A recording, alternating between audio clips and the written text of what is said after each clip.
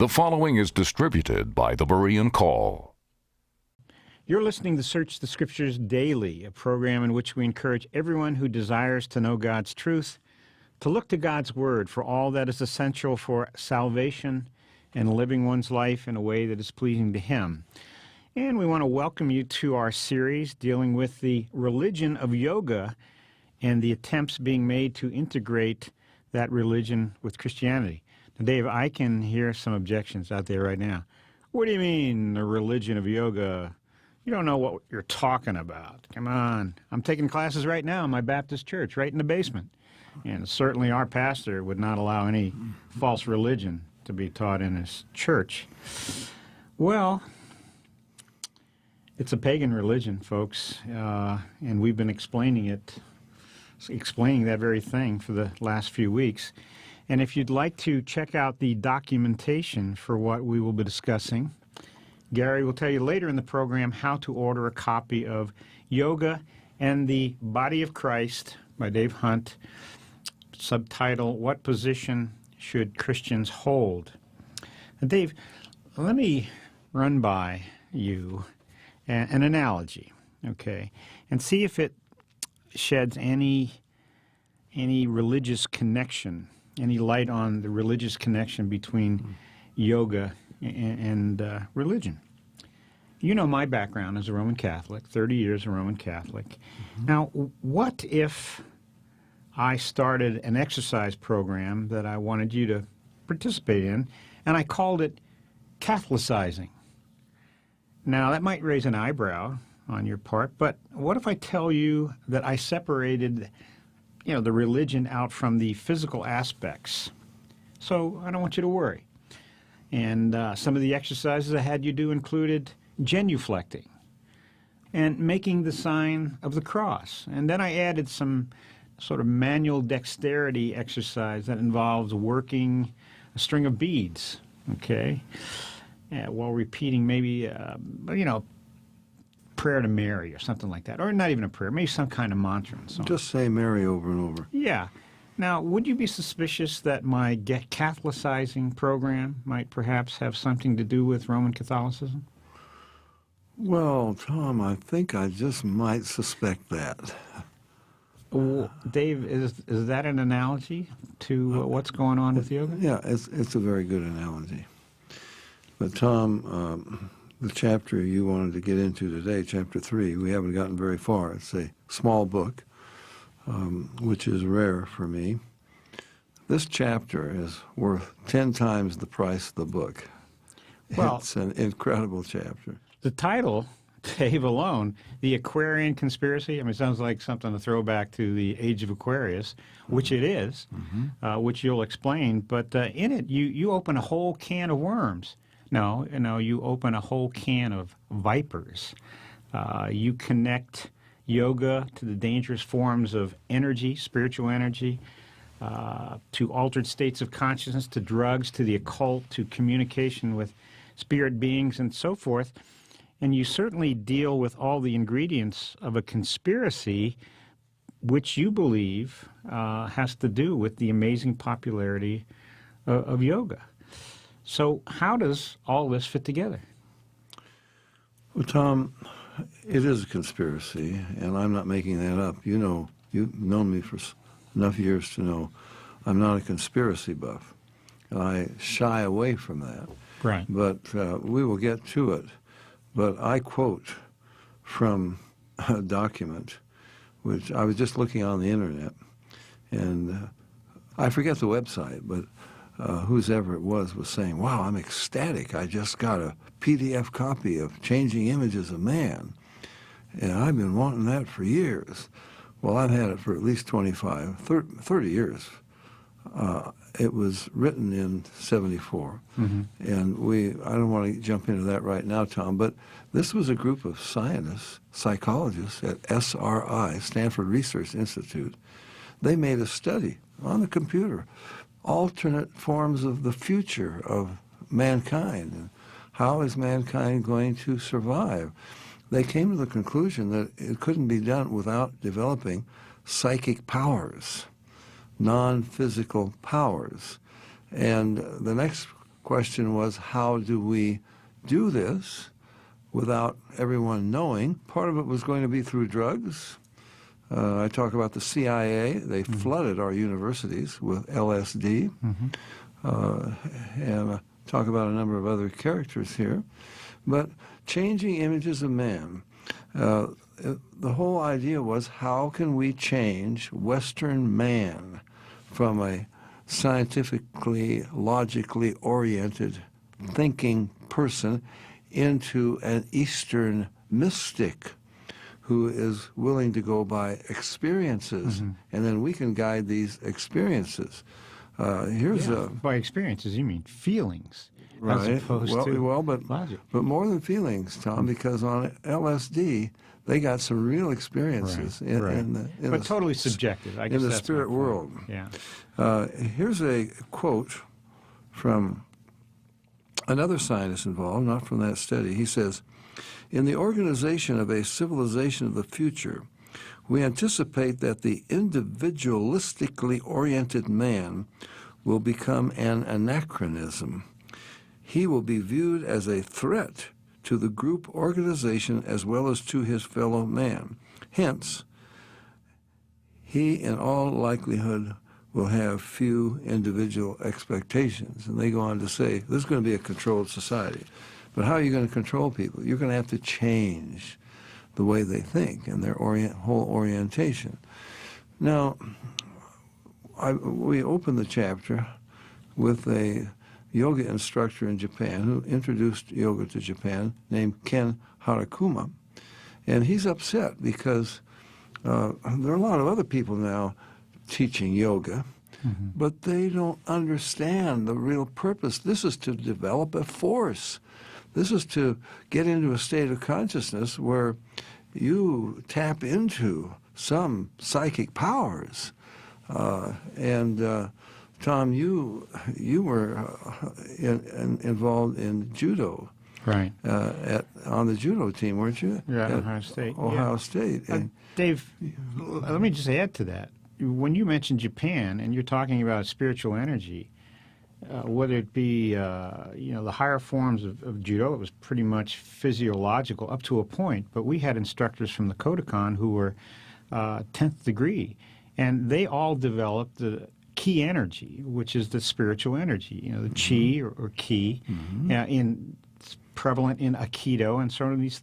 So I can see why somebody teaching yoga, recognizing the spiritual value, the energy value, and then seeing people come along who don't understand this, because as he mentions, and you mentioned in the book, yoga took off in Japan. It was, everybody wanted to do it. Right. So, but it wasn't the real yoga. No. According to this man who understood. Okay, so then I think in the chapter, Tom, this is a fantastic chapter. I hadn't even thought about it since writing it, and it is worth 10 times the price of the book, at least, easily, okay? Well, you got me sold, Dave. I'm going through it just as you are. We certainly went through it before you wrote it, but to see some of these things again and how they jump out at you, just unbelievable. I bring so many things together. Well, start with. Let's introduce some of these things to our audience. Yeah, first of all, what we have to recognize is materialism is dead, scientifically. All right. Now, what does that mean for some people? What are you talking materialism? Well, there's a materialistic explanation for everything. When I was in high school, I can remember, physics would explain everything, including consciousness. With physics, we'll explain how the brain works, and it's all in the brain cells. Now I quote scientists who say, no, that's not right. There is something called the mind that is non-physical. It is separate from the brain, and it really programs the brain.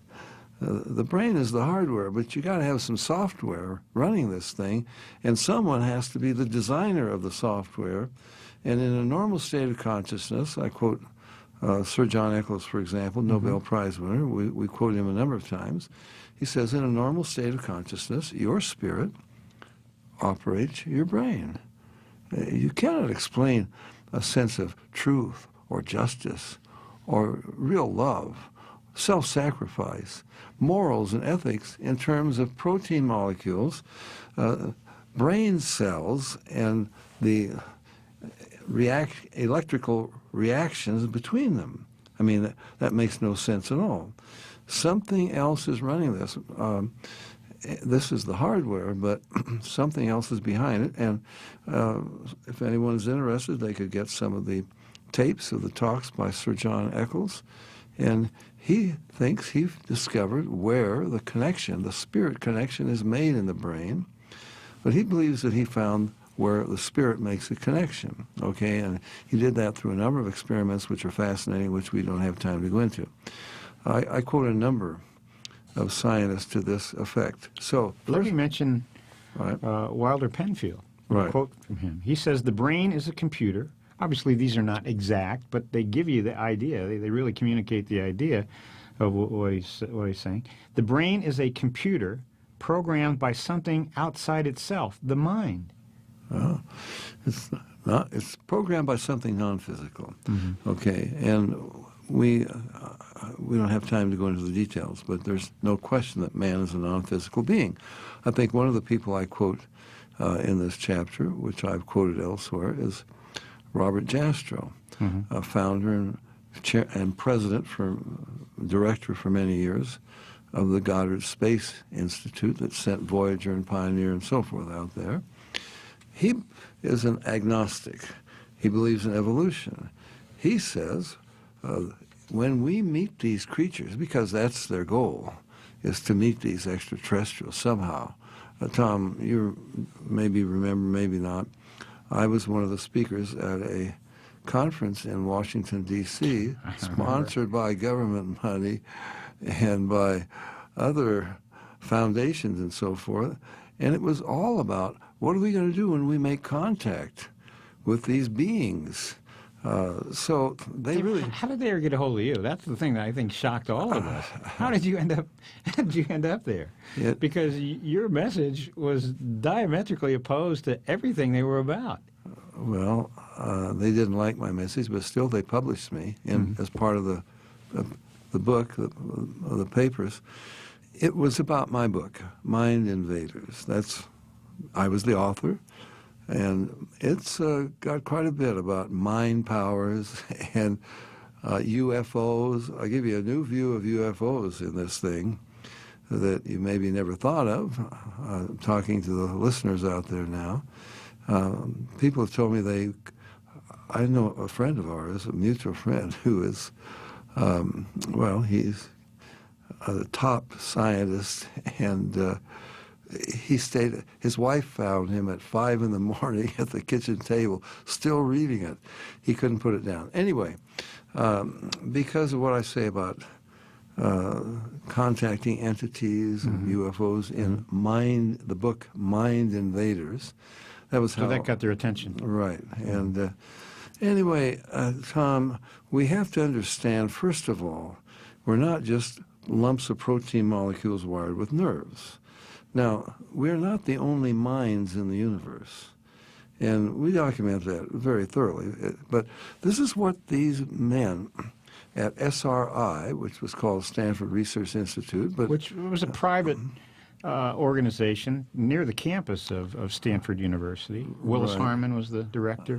I think it started out maybe of close connection with Stanford, and maybe it got so weird they just dropped the words and left the SRI, and this was all about how can we do this. Okay, now how are we going to introduce this without letting people know? These are top scientists. They're studying how can we bring about a new civilization. And, Willis Harman became the director of Edgar Mitchell's Institute of Noetic Sciences. Right, the former astronaut. Right, and he founded that after he came back from his mission to the moon, because he'd had some amazing experiences. And this was an occult workshop, really what it was, but scientific, supposedly. Willis Harman became the director of that. Now, how are we going to introduce this to the American public? And, well, Harman had a close friend, Marilyn Ferguson. Mm-hmm. And he gave her the manuscript and said, couldn't you write a book? Couldn't you document this? And she did. And it was called The Aquarian Conspiracy. It was a big seller back in those days. And let me just give you, I want to quote what she says at the beginning of this book. A great, shuddering, irrevocable shift is overtaking us, a new mind, a turnabout in consciousness. And consciousness became the big thing, altered states of consciousness. You had a movie by that title. A turnabout in consciousness in critical numbers of individuals, a network powerful enough to bring about radical change in our culture.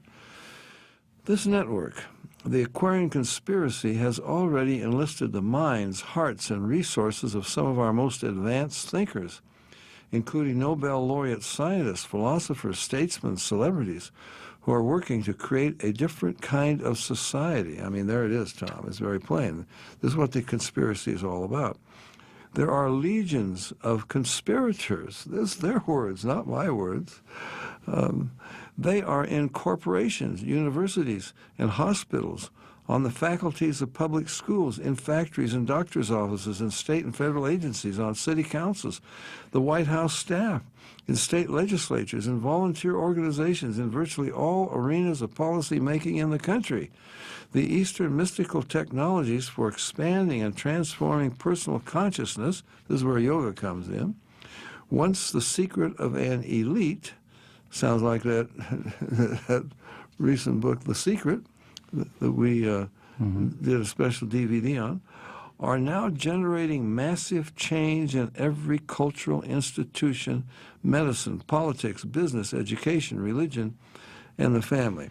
And Tom, we won't have time to get into it this week, but I give you the fascinating connections to drugs and the people who were involved, and involvement of the CIA. Because one of the things that LSD did, it put the imbiber, the person who took that, the person who took acid, dropped acid as they would say, it put them into another state of consciousness. Tom, this introduced thousands, maybe millions of our young people who became our scientists later on. Dave, this was my generation. Yes, into the occult. Look, Tom, here's a half a dozen. And look, I never got into this, and I don't think you did, but I've interviewed quite a few people who did. Here's a half a dozen guys in a room together. They all drop acid together. Suddenly, they are all in the same landscape. They're describing it to one another. They're involved in the same psychedelic adventure. Now, how does that come about? There's a common source of delusion, okay? And I've interviewed channelers all over the world. And channelers, supposedly from spirit contact, you know. And what do you know? They all come up with the same thing. And it conforms to the same, it conforms to the lies of the serpent in the garden. We have anthropologists, one anthropologist, for example, who's traveled all over the world imbibing these, testing these exotic plants and the drugs. He says, they're trying to teach us something. These beings that we make contact with, and of course this is how witch doctors operate, shamans, medicine men, whatever you want to call them, they make contact with their spirit guide, all right? So they're trying to teach us something. Indeed they are, and we have a group of scientists who are going right along with this. Dave, I have to give you this quote, which you have in the book, from, again, Marilyn Ferguson, the Aquarian conspiracy. She says, ironically, the introduction of major psychedelics like LSD in the 1960s was largely attributable to the Central Intelligence Agency's investigation into these drugs for possible military use. Experiments on more than 80 college campuses under various CIA code names unintentionally popularized LSD. Thousands of graduate students served as guinea pigs. Soon they were synthesizing their own acid. Now, Tom, what does this have to do with yoga? Well, I think I mentioned in here, I'll never forget a mother talking to me, saying, well, our son was into drugs. And now he's off of that, and he's into yoga. Thank God he's off of drugs. And I said, I'm sorry to inform you, drugs, that was the kindergarten. Yoga, that's the graduate school. Now, you can get into a higher state of consciousness on yoga and more controlled than you can on drugs. But I'm getting ahead of myself. First of all, we have to establish that we're non-physical beings living in a physical body. There's something else, not just the brain cells. There are non-physical entities. And so I was quoting Robert Jastrow. He said, when we meet them, you know, they could be 10 billion years longer. They could be 10 billion years ahead of us on the evolutionary scale.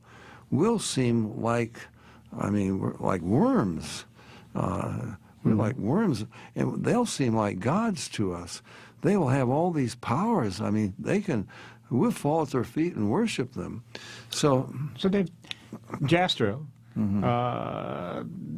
he's telling us that evolution, which he believes in, right, if we just project ahead, that there could be entities so far more evolved than we are, and we're going to be like them. And they've left their no need of bodies anymore. Right. They are now, here's Jastrow's words, they're what old-fashioned religious people called spirit beings. Now tell us who Jastrow is again. So this isn't just some name you picked out. Robert Jastrow was the founder and for many years director of the Goddard Space Institute in New York that sent Pioneer, Voyager, and so forth out into space. An agnostic,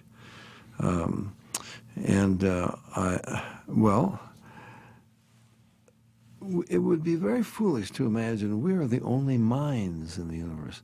Now, they think that there are extraterrestrial minds out there, and I guess we've left yoga just a little bit, but we'll get back to it. But, Tom, can you imagine? Now we have serious scientists trying to make psychic contact with non-physical entities. What a setup for Satan and for his demons. Now, I better quickly say they're not out there.